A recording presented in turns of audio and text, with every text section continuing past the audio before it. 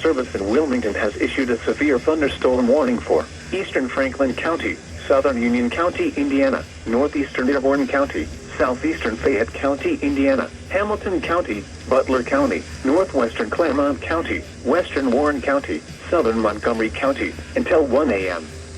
At 12:11 a.m., a severe thunderstorm was located near Milan, moving east at 70 miles an hour. Hazard, 70 miles an hour wind gusts and penny-size hail. Source, radar indicated. Impact, expect considerable tree damage. Damage is likely to mobile homes, roofs, and outbuildings.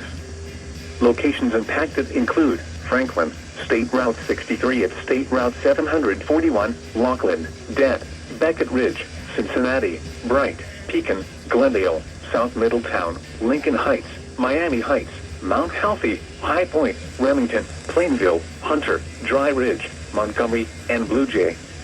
This includes the following interstates: I-71 in Ohio between mile markers 2 and 29. I-74 in Indiana between mile markers 168 and 171. I-74 in Ohio between mile markers 0 and 19. I-75 in Ohio between mile markers 1 and 44.